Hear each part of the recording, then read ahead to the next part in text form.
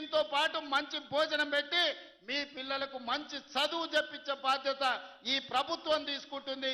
మా సర్పంచులకు సూచన చేస్తున్నా, ప్రైవేటు పాఠశాలల్లో వేల రూపాయల ఫీజులు అడుగుతున్నారు.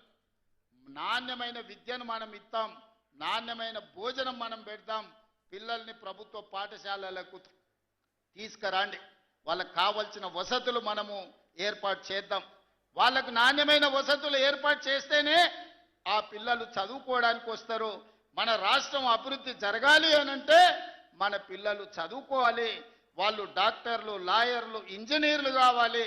వాళ్ళు ఐఏఎస్లు, ఐపీఎస్లు కావాలి. అధికారులై తెలంగాణ రాష్ట్ర పునర్నిర్మాణంలో భాగస్వాములు కావాలి. అప్పుడే వాళ్ళ జీవితాలలో మార్పు వస్తుంది, తల్లిదండ్రుల కళ్ళల్లో సంతోషము నిండుతుంది.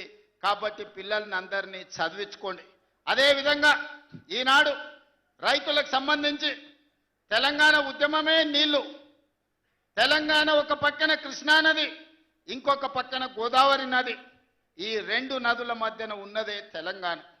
ఉమ్మడి రాష్ట్రంలో అన్యాయం జరిగింది, ప్రాజెక్టులకు ఆలస్యానికి కారణమైంది. అందుకే 4 కోట్ల తెలంగాణ ప్రజలు తెలంగాణ కోసం నడుం బిగించి వందలాది మంది పిల్లల ఆత్మ బలిదానాలు చేసుకొని తెలంగాణ రాష్ట్రాన్ని సాధించుకున్నారు. ఇకనైనా మన సమస్య పరిష్కారం అవుతుంది అనుకున్నారు. ఈ సమస్య శాశ్వత పరిష్కారం అయితే ఈ తెలంగాణ భూములు బీళ్ల నుంచి పాడి పంటలతో సస్య సామలమవుతాయని ఈ ప్రాంతం అనుకున్నది. 10 సంవత్సరాలు 2 సార్లు కేసీఆర్ గారికి అవకాశం ఇచ్చారు. 10 ఏళ్లలో ఏ ప్రాజెక్టు పూర్తి చేయలే, ఏ ఎకరాకు నీళ్లు ఇవ్వలే.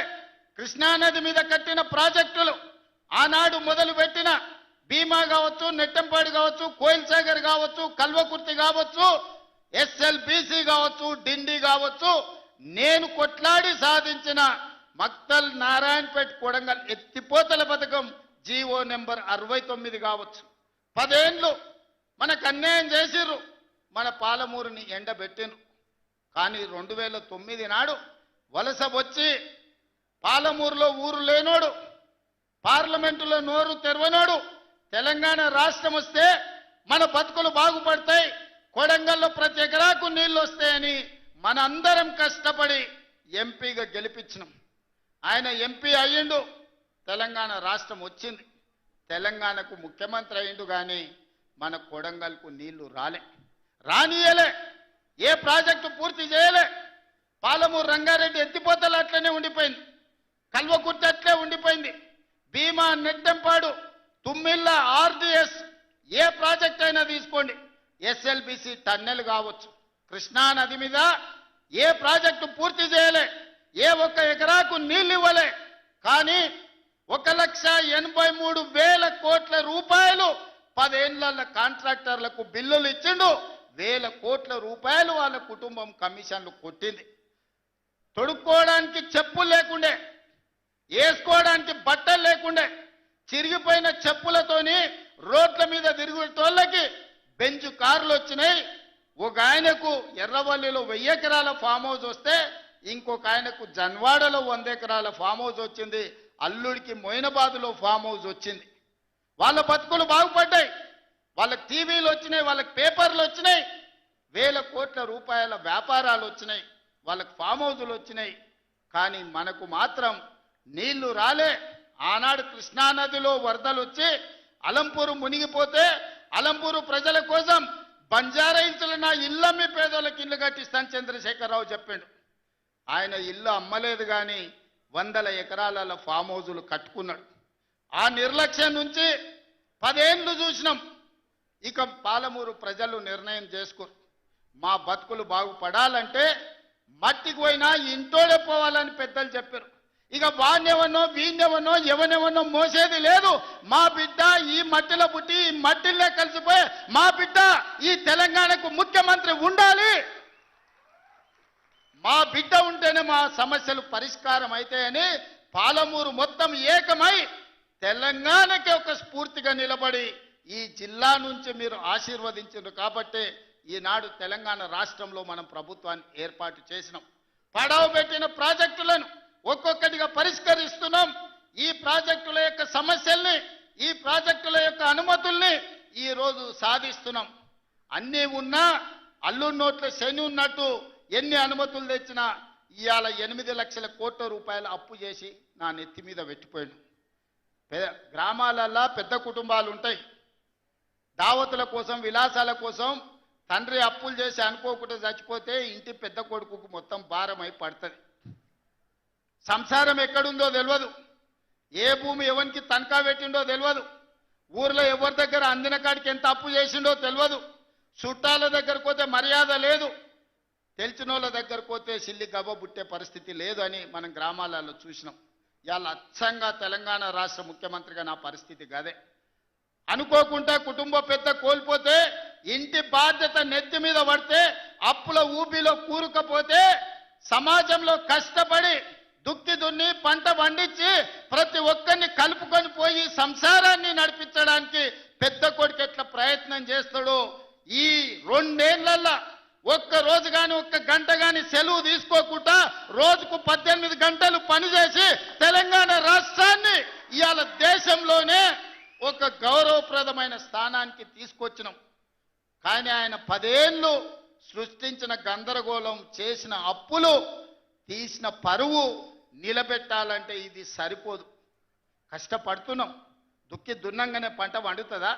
ఇత్తనాలు జల్లాలి, అదునవ్వాలి, ఇత్తనాలు జల్లాలి, కాలం కలిసి రావాలి, పంట వండాలి. ఒకవేళ పంట వండినా కోతకొచ్చిన సమయంలో అకాల వర్షం వడగండ్ల వాడల పడితే పండించిన పంట కూడా నేలపాలే అవుతుంది. కాలం కూడా దేవుడు కూడా మనల్ని ఆశీర్వదించాలి.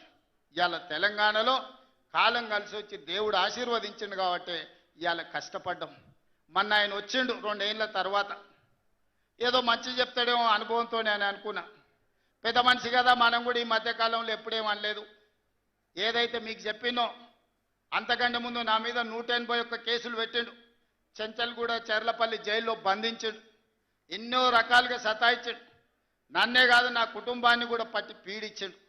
కానీ బాధ్యత వచ్చినాక ఆలోచన చేసిన, నా కోపాన్ని నా బాధను దృష్టిలో పెట్టుకొని ఇవాళ పగ సాధించే కార్యక్రమాలు మొదలు పెడితే ఆయన పై వలగొట్టే పని పెడితే రాష్ట్రానికి నష్టం జరుగుతుందని తూవాన్ పాపన వాడు పోతాడు, పోని మనం మంచి పని చేయాలి. దేవుడు శిక్ష ఇచ్చిండు. నేను ప్రమాణ స్వీకారం చేసినాడే కూలబడ్డాడు, నడువిరిగింది. ఇంక ఇంతకంటే పెద్ద శిక్ష నేను జైలు వేసినా అయ్యేదేం లేదు. ఆయననే ఫామ్ హౌస్ను ఒక బందీఖానగా మార్చుకొని చుట్టూతో నా పోలీసులే ఉన్నారు, లోపల ఆయన ఉన్నాడు. చెర్లపల్లికి పంపించినా చెంచల్గూడకు పంపించినా గదే అవుతుంది కదా. ఇక తిండి బరువు నాకు ఎక్కువ అవుతుంది, అదొకటి. లోపల చెర్లపల్లి చెంచల్గూడ పెడితే ఆయన తిండే తినికి మళ్ళీ ఆయన ఏదైనా కావాలంటే అదిగిన చేస్తే సర్కార్కి ఎక్కువ ఖర్చు అవుతుంది.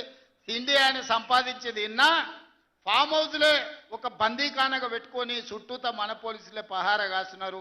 ఇక ఆయన చేసిన పాపాలకు ఆయననే పోతాడని ఊరుకున్నా. ఎప్పుడన్నా ఏమన్నా అన్నానా? ఎప్పుడన్నా ఏమన్నా అన్నానా? మీరు చెప్పురు. ఇక్కడ పాత్రికేయ మిత్రులుగా ఉన్నారు అందరు, నాకు కూడా దోస్తులే కదా వాళ్ళందరూ. చెప్పురు, ఎప్పుడన్నా ఏమన్నా అన్నానా?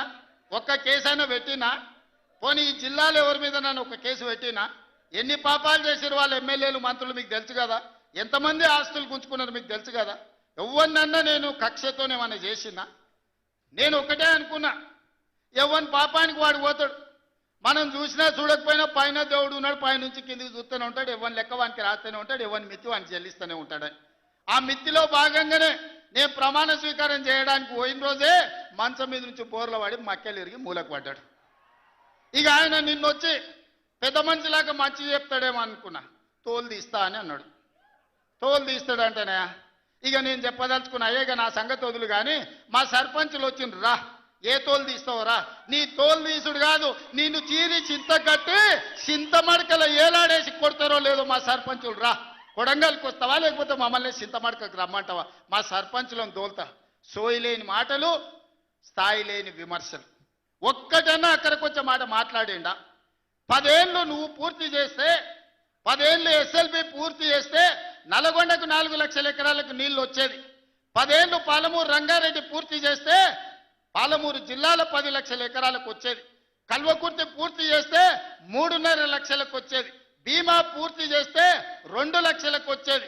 కోయిల్ సాగర్ లేకపోతే ఏది చేసినా, నెట్టంపాటు చేసినా, నా మక్తల్ నారాయణపేట కొడంగల్ పూర్తి చేస్తే 1.5 ఎకరాలకు మాకు నీళ్లు వచ్చి ఇవాళ కందులు వండించి, జొన్నలు వండించి, కల్తీ కళ్ళు దాగి బతికే పరిస్థితి మాకెందుకు ఉంటుండే? మేము కూడా మీ లెక్కనే మంచిగా పంటలు వండించేటోళ్ళం, మంచి బట్టలు తొడుక్కునేటోళ్ళం, మేము కూడా మా పిల్లల్ని చదివించుకునేటోళ్ళం. 10 ఏళ్ళు పగబట్టి నారాయణపేట మక్తల్ ప్రాజెక్టును ఈనాడు పక్కన పెట్టి 69 జీవోను తుంగలో దొక్కితే ఊరూరు ఎత్తిపోతల పథకం కోసం మా కార్యకర్తలు ఈ ప్రాంత రైతులు ధర్నాలు చేయలేదా? పార్టీలకు అతీతంగా 69 జీవో కోసం కొట్లాడలేదా? నీ సొమ్మె ఏం పోయిందా? మాకు నీళ్ళు ఇయ్యాలంటే నీకు ఇంత కడుపు నొప్పా? నువ్వు మళ్ళీ బయటకు వచ్చి ఇవాళ ఆయన తోలు తీస్తా అంటు. తోలు నాది కాదు, కానీ ఆ షేక్పేటలో మటన్ కొట్టు మస్తాన్ ఉంటాడు, ఆయన రోజు మేకలను కోసి మండి నడుపుతుంటాడు.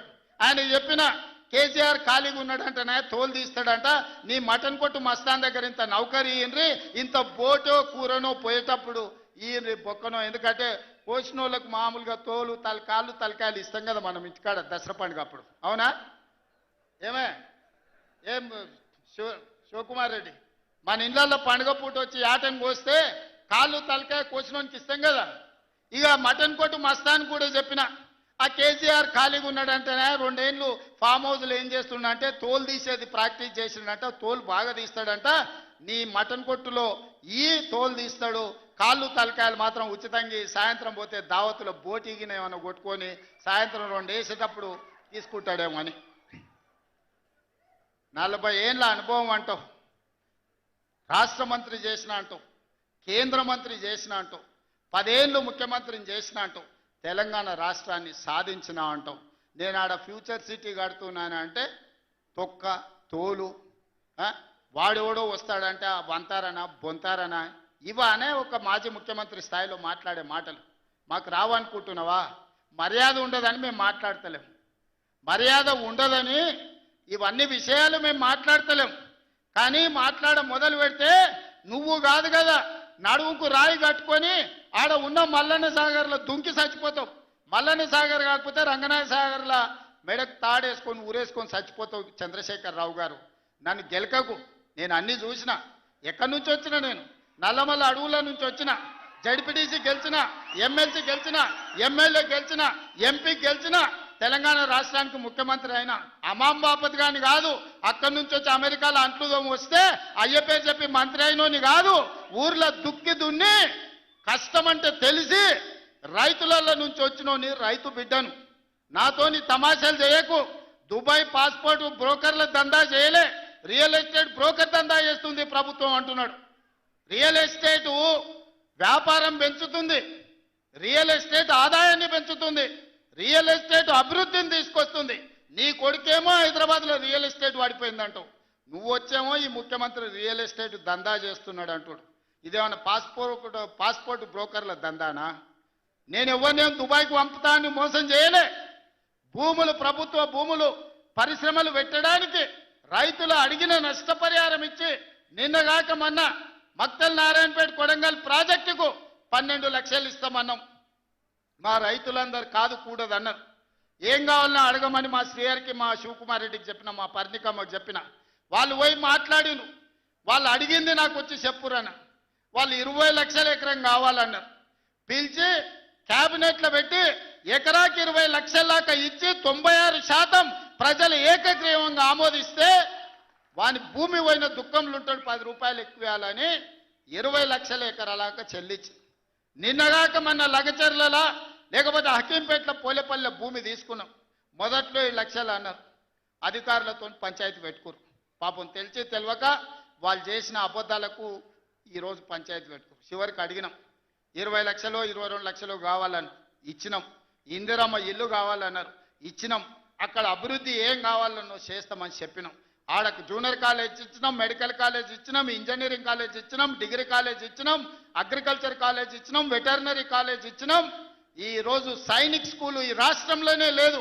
సైనిక్ స్కూల్ని కూడా ఈరోజు లగచర్ల కాడికి తీసుకొచ్చి పెట్టినాం. ఇవాళ రాష్ట్రంలోనే ఒక ఆదర్శంగా 250 ఎకరాలలో ఒక ఎడ్యుకేషన్ హబ్ కడుతున్నాం. ఈరోజు మేం పోయి ఆ ఊరికో ఈ ఊరికో ఆ పట్టణానికో పోయి చదువుకున్నాడు కాదు, తెలంగాణ రాష్ట్రంలో నలుమూలల నుంచి కొడంగల్కి వచ్చి చదువుకునేటట్టు ఒక ఎడ్యుకేషన్ హబ్బే ఈరోజు కొడంగల్ కడుతున్నాం. ఇది మా విధానం. మేము కక్షల రాజకీయం చేయం. ఎవరి మీద కక్ష కట్టం, ఎవరి పాపానికి వాడు పోతాడని దేవుడి మీద నమ్మకంతో కష్టాన్ని నమ్ముకున్నోళ్ళం. కొడంగల్ ప్రజలు రోజుకో 2 గంటలు ఎక్కువ పని చేసేటోళ్ళే కానీ ఎవరిని సొమ్ము ఆశించేటోళ్ళు కాదు. ఎవరి గురించి మేము ఆలోచన చేయం, మా పని మేము చేసుకుంటాం. కానీ మా పని మేము చేస్తుంటే కూడా కాళ్ళలో కట్టె పెట్టిర్రు అనుకో, ఇక మా సంగతి అయితే చూపుతామయ్యా. ఏమంటారు? అంతేనా? అంతేనా? 2 ఏళ్ళు ఏమన్నా అన్నానా?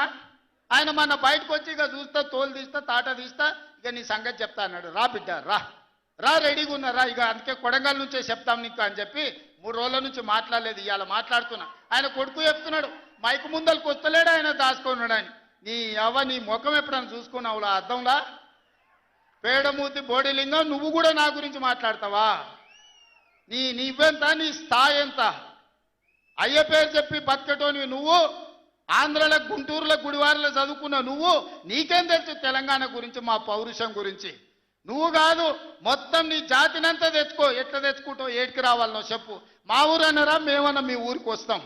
ఎవడు భయపడుతుండో సంగతి తేలుస్తా.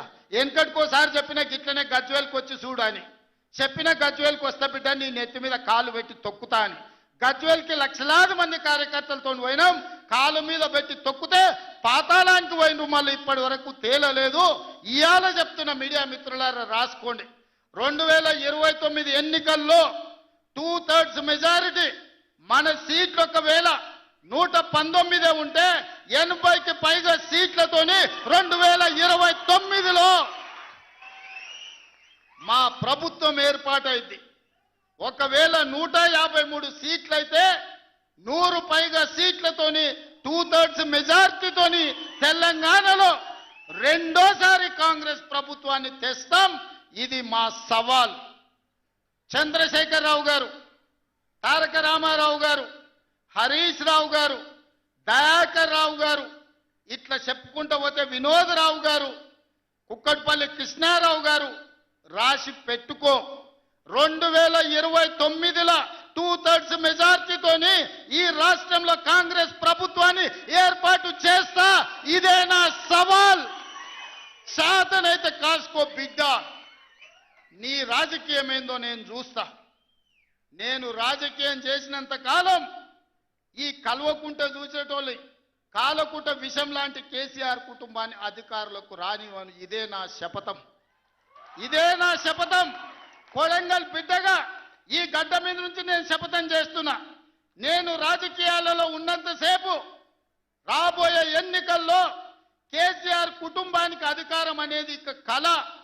బీఆర్ఎస్ పార్టీ, కేసీఆర్ చరిత్ర గతమే. మీ పార్టీకి మీకు భవిష్యత్తు లేదు. ఎవడైనా చర్చించుకుంటే పొద్దుపోనప్పుడు మాట్లాడుకోవడానికి పనికొచ్చే చరిత్రనే తప్ప భవిష్యత్తు తెలంగాణ రాష్ట్రానికి నీ తరఫున ఒరిగేది ఏమీ లేదు. బీఆర్ఎస్ కేసీఆర్ గతమే, తెలంగాణ భవిష్యత్తు కాంగ్రెస్. మీ గత చరిత్రతోని ఈడ ఒరిగేదేం లేదు. వెనకటికేవడో అన్నాడంట, మా తాతలు నేతులు దాగినరు, మీరు వచ్చి మా మూతులు నాకండి అని. అట్లా ఉన్నది. నిన్ను అసెంబ్లీలో ఓడగొట్టినాం, పార్లమెంట్లో గుండు సున్ని ఇచ్చినాం, మన కంటోన్మెంట్లో బండకేసి కొట్టినాం, మొన్న జరిగిన జూబ్లీహిల్స్లో బోడబండలో బండ కింద వాతి పెట్టినాం. నిన్నగాక మొన్న జరిగిన సర్పంచులల్లా 12,726లో 8,335 సర్పంచులను గెలిపించుకున్నాం. సిగ్గు లేదు, ఇన్నిసార్లు ఓడగొట్టినా ఇంకా సిగ్గు లేకుండా బయటకు వచ్చి కింద పడ్డ పైకాలు నాదే అని వెనకటికి ఓడో అన్నాడట. ఇట్లాంటి ఊకదంపుడు ఉపన్యాసాలు, పొంకనాలు వెనకడితే ఓడో పొంకనాల పోషిగాడు చెప్పినట. నాకున్నాయి 3 ఏట్లే కానీ 36 దొడ్లు ఉన్నాయని చెప్పిండట. ఇవన్నీ కళ్ళు కాంపౌండ్లో చెప్పుకోవడానికి బాగుంటాయి, కాలక్షేపం చేయడానికి. కళ్ళు కాంపౌండ్ మాటలు మాట్లాడకండి తండ్రి కొడుకులు. ఇవన్నీ మేము చూసినాం. శాతనైతే రాండి, ఏందో చెప్పు, దాని ప్రకారం చేద్దాం. 29లో తేల్చుకుందాం ఇవాళ చెప్తున్నా. కాబట్టి ఇప్పటికైనా చంద్రశేఖరరావు గారు, మీ వయసుకు గౌరవిస్తాం, మీ అనుభవానికి గౌరవిస్తాం. ప్రతిపక్ష నాయకుడు నీకు హోదా ఉన్నది. శాసనసభ సమావేశాలు ఏర్పాటు చేసినాం. 29 నుంచి చర్చలు రాబోతున్నాయి. 29 నాడు నువ్వు అడిగి ఎన్ని రోజులు సభ జరుపుదామో, నువ్వు అడిగినన్ని రోజులు అసెంబ్లీ నడిపిస్తా. నువ్వు చెప్పిన అన్ని చర్చ పెడదాం, ముఖాముఖి చర్చ చేద్దాం. వెనకంగా మాట్లాడు వెనక్కి కూర్కుడు కాదు. నీళ్ల మీద మాట్లాడతామా, నియామకాల మీద మాట్లాడతామా, నిధుల మీద మాట్లాడతామా, తెలంగాణలో జరిగిన అభివృద్ధి మీద మాట్లాడతామా, రైతు భరోసా మీద మాట్లాడతామా, రైతు రుణమాఫీ మీద మాట్లాడతామా, లేకపోతే ఆడబిడ్డలకు ఇచ్చిన ఉచిత బస్సు మీద మాట్లాడతామా, లేకపోతే నువ్వు ఏం కోరుకుంటావో చెప్పు, షాదీ ముబారక్ మీద మాట్లాడతామా, కళ్యాణ లక్ష్మి మీద మాట్లాడతామా, ఇందిరమ్మ ఇండ్ల మీద మాట్లాడతామా, దేని మీద మాట్లాడతామో చెప్పు, నేను సిద్ధంగా ఉన్నా. చర్చిద్దాం, దేశానికి ఆదర్శంగా నిలబడదాం, సమస్యల మీద మాట్లాడదాం, ఎవరు ఏం చేసినరో చెప్పుకునే అవకాశం కల్పిస్తాం. రాండి, మీరు మొహం చాటేసి ఫామ్ హౌస్లో పడుకొని మీరు ఖాళీగా ఉన్నప్పుడు పార్టీ ఆఫీసులు వచ్చి 10 మంది చెంచాలను పెట్టుకొని ఆ 10 మంది చెంచగాళ్ళ ముందల నువ్వు పొంకనాలు కొట్టుడు కాదు. నిజమైన చర్చ అసెంబ్లీలో చేద్దాం. ప్రజలు ఎన్నికలు ముగిసినాయి, అసెంబ్లీలో చర్చ చేయమని చెప్తారు. ఎవరు ఏం మాట్లాడతారో ప్రజలు వింటారు. విఘ్నులైన ప్రజలు తీర్మానం చేస్తారు. ఇలా సర్పంచులు అయిపోయినాయి, గ్రామ సభ పెట్టి సమస్యలు పరిష్కరించాల్సిన వాళ్ళు మళ్ళా సందు ఇల్లు తిరుగుతుందా అంటే ఏమన్నా అర్థం ఉందా? సర్పంచులారా మీరు చెప్పండి. ఇల్లు తిరిగినరు, ప్రజల దగ్గరకు పోయిరు, ప్రతి తలుపు తట్టినరు, ప్రతి గుండెకి చేరు, నమస్కారం పెట్టిరు, గెలిస్తే వాళ్ళు తీర్పిచ్చారు, మీరంతా సర్పంచులు అయ్యారు. గ్రామ సభ పెట్టి గ్రామ పంచాయతీలో మాట్లాడుకోవాలి, అంతేనా? వార్డు మెంబర్లు, ఉప సర్పంచ్, సర్పంచ్ కూర్చొని మాట్లాడుకొని ఏ సమస్యలున్నా పరిష్కరించుకుంటాం. అది ఇచ్చిపెట్టి మళ్ళీ ఎవడో పోరంబోకోడు ఇల్లు తిరుగుదాం రా అంటే పోతారా? ఇవాళ కేసీఆర్ కూడా గట్టే మాట్లాడుతుండు. ఈడ మాట్లాడుతాను రావంటే రంగారెడ్డి జిల్లాలోటి, పాలమూరులోటి, నల్గొండలోటి ఆయన మీటింగులు పెడతాడంట. నువ్వు మీటింగులు పెట్టకపోతే సంతలో పోయి బర్లను కాసుకో, మేము వద్దంటున్నామా? మాదేం పోయింది? నీకు పొద్దు పోకపోతే మా కల్వకుర్తి సంతల్లో, కొడంగల్ సంతల్లో, ఇట్లకెళ్ళ మా ఎడ్ల సంతలు బొచ్చడు ఉన్నాయి. మత్తల్లో కూడా లేదు. పెబ్బేర్లో పెద్ద సంత ఉన్నది, పసల సంత. పోయి ఆడ పసల కాడ పోయి బర్రం కాసుకోపో, నేను వద్దంటున్నానా? నాదేం పోయింది? నీకు ఎట్లాగూ పని లేదు, ఖాళీగా ఉన్నావు పోయి ఆ పెబ్బేరు సంతలో బర్రెలు కాసుకోపో, బర్రెలు కొనుక్కోపో, నేను వద్దానన్నా? చర్చ చేయడానికి సభ ఉంది, అర్థవంతమైన చర్చలు చేద్దాం, తెలంగాణ ప్రజలకు వివరిద్దాం. అప్పుల మీద వివరిద్దామా, అభివృద్ధి మీద వివరిద్దామా, ఉద్యోగ నియామకాల మీద వివరిద్దామా, నీళ్ల మీద వివరిద్దామా, నువ్వు కట్టి కూలిన కాళేశ్వరం మీద మాట్లాడతామా, టెలిఫోన్ ట్యాపింగ్ మీద మాట్లాడతామా, సొంత బిడ్డనే ఇంటల్లుడు ఫోన్ని ట్యాపింగ్ చేసినోడు ఇంతకంటే సిగ్గులేనోడు ఉంటాడా అని వాళ్ళు చెప్తారు. ఓ పక్కన నేను 1 కోటి మంది ఆడబిడ్డలకు చీర పెడతా, సారె పెడతా నేనంటే ఉన్నొక్క చెల్లెల్ని ఇంట్లోకెళ్ళి బయటకు వెళ్ళగొట్టిన వాడు ఆస్తిలో వాటా అయ్యేస్తుంది. గంత పనికిమాలినోడు, సొంత చెల్లెలకే చీర పెట్టలేనోడు, సొంత చెల్లెలకే పండుగ పూట బువ్వ పెట్టినోడు, వాడు కూడా ఒక మనిషా? మా ఆడబిడ్డలను ఆలోచన చేయమని అంటున్నా. ఏం ఆశిస్తామమ్మ పుంటింటి కాడ మనం? చెప్పురి. మెట్టింటికి వచ్చిన తర్వాత పండుగ పూట ఇంత బుక్కెడు పువ్వు పెడతాడు, మా ఎన్నో తమ్ముడు ఉంటే చీర పెడతాడు, ఇంటి ఆయన ముందర ఇజ్జత్ పోకుండా ఉండని కానీ కోరుకుంటాం, అంతేనా? వాళ్ళ ఆస్తి అడుగుతామా? ఆడపిల్లలు మీరు సగం మంది సర్పంచులు ఉన్నారు కదమ్మా, ఆడపిల్లలారా మీరు చెప్పండి. పుట్టింటి గౌరవం నిలబెట్టడానికైనా ప్రయత్నం చేస్తారు కదా మీరు మీ అత్తగారింటి కాడ. వాళ్ళ ముందర మీకు ఇజ్జత్ లేకుండా పండుగ పూట తల్లిదండ్రులు వాడు అన్ననో తమ్ముడో ఉంటే పండుగకి ఇంటికి కూడా విలువకపోతే మీ అత్తగారి ఇంటికాడ, పక్కింటి కాడ, తోటికోడల ముందర ఇజ్జత్ పోతుంది. అమ్మ గిత్త కంటే అవమానం ఉంటుందా? ఓ పిలిచో సారి చీర పెట్టకపోయినా మీరే కూడా పెట్టుకుని ఉంటే వానికి ఇచ్చో చీర కొని నువ్వు పెట్టినట్టు అని చేయరా అంటాం. పుట్టింటి ఇజ్జత్ ఎవరని తీస్తారా? ఏ ఆడబిడ్డనైనా తెలంగాణలో ఉన్న ఆడబిడ్డ ఎవరైనా ఎంత కష్టమని ఉండని, ఎంత నష్టమని ఉండని, పుట్టింటి ఇజ్జత్ నిలబెట్టడానికైనా ప్రయత్నం చేస్తుంది కదా. మీరు అందరు కూడా తెలంగాణ ఆడబిడ్డలే కదా. ఇవాళ ఇంతో అంతో తండ్రి గాలికి సంపాదించిన దాంట్లో వాటా ఇవ్వాల్సి వస్తుందని మెడలు పట్టి దొబ్బితీవి నీ సొంత చెల్లెలు. నీ సొంత చెల్లెలకే సమాధానం చెప్పలోని ఆయన నాకు సవాలు ఇసురుతున్నాడు. ఈ అవ్వ లాగులో తొండలు ఇచ్చి కొత్త బిడ్డ నేను అనుకుంటున్నావేమో. నా సంగతి ఇంకా తెలియదు, మీ నాయనని అడిగి ఇంటికి పోయి చెప్తాడు. అమెరికాలో బాత్రూమ్లు అడిగినట్టు అనుకుంటున్నావు నాతో మాట్లాడు అంటే, నేనేదో మంచుకుంటుడే పోని అవల పోరోడి గాలికి తిరిగేటోడి గాలికి అంతో నాకెందుకని ఇవన్నీ వేషాలు. ఇంకా పక్కలో ఒక నలికుట్లోడు ఉంటాడు, 6 అడుగులు ఉన్నా అనుకుంటాడు, అంత తలకాయ ఎక్కడుందో నాకు తెలియదు. కేసీఆర్ వచ్చి గర్జించిందంట, గర్జనకు నేను పోయి లోపల దాచుకున్నంట. ఇక కేసీఆర్ గర్జనలు గర్జించినట్టు లేవురా నాయన. మన గాడిదలు ఏం చేస్తావా? ఒండ్ర పెడతాయా? ఏమంటారు గాడిదలను? గాడిదలు అరిస్తే ఏమంటారు నరసింహ? గట్లున్నది.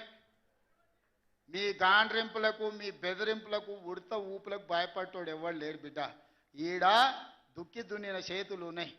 మీరేదో తోలు తీస్తా అంటే తీపించుకోనికే లేము. ఈ కండలు కరిగినాయి, మిగిలిందే తోలు. ఫస్ట్ నీ తోలు సంగతి చూసుకో, నీ తోలు సంగతి చూసుకో.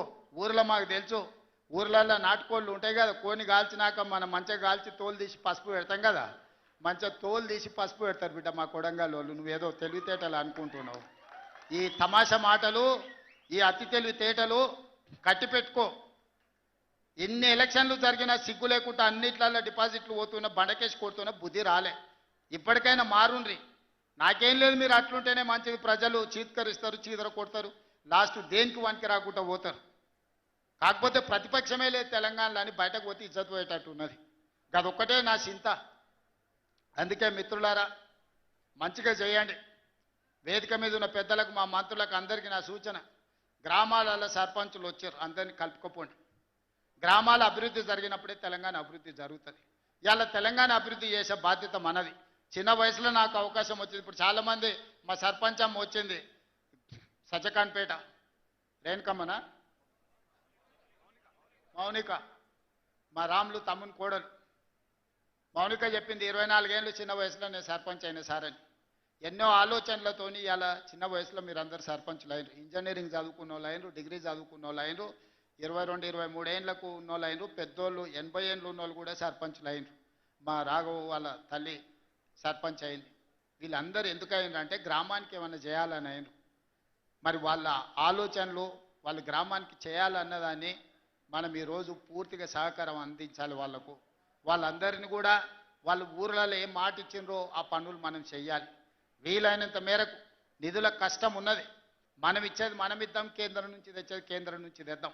మార్చి లోపల కేంద్రం నుంచి 3,000 కోట్ల రూపాయల నిధులు నేను పట్టుకొస్తా. మీకు అందరికీ గ్రామాలలో నిధులు ఇచ్చే బాధ్యత నాది. మార్చి 31 తారీఖు లోపల 3,000 కోట్ల రూపాయలు గ్రామాలకు పంపించే బాధ్యత నేను తీసుకుంటా. ఆ నిధులు దుర్వినియోగం కాకుండా మంచిగా ఖర్చు పెట్టుకుని మంచి పేరు తెచ్చుకోరు. నాకెట్లా చిన్న వయసులో ఈ రాష్ట్రానికి ముఖ్యమంత్రి అయ్యే అవకాశం వచ్చిందో, రోజుకు 18 గంటలు కష్టపడి ఎట్లయితే పనిచేస్తున్నానో మీరు కూడా గ్రామాలలో పని చేయండి, కష్టపడుండ్రి, గ్రామంలో ఇంత మంచి పేరు తెచ్చుకోండి, గ్రామాన్ని అభివృద్ధి చేయండి. నా వైపు నుంచి పూర్తిగా సహకారం ఉంటుంది. మళ్ళా 2029లో ఎన్నికలు వచ్చినప్పుడు ఎవరి లెక్క వాళ్ళు చూసుకుందాం, ఎన్నికలు వచ్చినప్పుడు చూసుకుందాం. ఇప్పుడు కేవలం అభివృద్ధి మీదనే దృష్టి పెడదాం, గ్రామాలను ముందుకు తీసుకెళ్తాం. గ్రామాలు అభివృద్ధి చెందినప్పుడే తెలంగాణ రాష్ట్రం అభివృద్ధి చెందుతుంది. ఆ విధంగా ముందుకు వెళ్దామని మీరందరూ సిద్ధమే కదా? గ్రామాలను అభివృద్ధి చేయడానికి మీరందరూ సిద్ధమే కదా? ఇవాళ మా పోలీసు వాళ్ళు చెప్పినా కానీ మరి ఏమైందో, గెలిపించిన వాళ్ళేమో బయటూరు, గెలిచిన వాళ్ళేమో లోపలూరు. బయట చాలా మంది మా ముఖ్యమైన నాయకులందరూ కనిపించారు, పలకరించుకుంటూ వచ్చిన. ఏందా అంటే మా రాఘవ్ 10 పాసులే ఇచ్చిండు అన్న, ఏం చేయాలని అంటుండు. కాకపోతే మా ఇందరు మరి పరిస్థితి ఏమో పాసులు ఇచ్చేది లేదు. బయట ఉన్నోళ్ళు తక్కువ కాదు, లోపలికి వచ్చిన వాళ్ళు ఎక్కువ కాదు. మీరు అందరు నా కుటుంబ సభ్యులే. మళ్ళీ నేను వస్తా, మీ అందరిని కలుస్తా, మళ్ళీ కూర్చొని అభివృద్ధి చేసుకుందాం. కొడంగల్ని ఒక ఆదర్శ నియోజకవర్గంగా తీర్చిదిద్దుదాం. ఇది నా ఒక్కడి వల్ల సాధ్యం కాదు, మీ అందరు సహకరిస్తేనే సాధ్యమైతే. అన్ని గ్రామాలకు ఏం కావాలనో గ్రామ సభలు పెట్టుకోండి, గ్రామ సభలలో చర్చించుండ్రి, మంచి పనులు చేద్దామని తెలియజేస్తూ మీ అందరి దగ్గర సెలవు తీసుకుంటున్నా. పెద్ద ఎత్తున మిమ్మల్ని గెలిపించిన వాళ్ళకి సప్పట్లు కొట్టుర్రి. ఎందుకంటే మీ గెలుపులో బయట ఉన్న వాళ్ళు ఉండరు. ఈ సప్పట్లు అన్నీ బయట ఉన్న వాళ్ళకి వినిపించాలి. మా మీడియా వాళ్ళు కూడా తీసి బయట ఉన్న మా కార్యకర్తలకు, నాయకులకు చూపించాలి. గట్టి కొట్టుర్రి, ఇంకా గట్టి కొట్టుర్రి, ఇంకా గట్టి కొట్టుర్రి. సీటీలు రావానే కొడంగల్ వాళ్ళకు సీటీలు కొట్టారేమా? ఇప్పుడు నమ్మకం వచ్చింది, బయట ఉన్న వాళ్ళకు కూడా సంతోషమైంది. మీరు అందరు సీటీలు కొట్టి ఈ గెలుపును ఒక పండుగలాగా చేసినందుకు మీకు అందరికీ ధన్యవాదాలు తెలియజేస్తూ సెలవు తీసుకుంటున్న. ధన్యవాదాలు మిత్రులారా.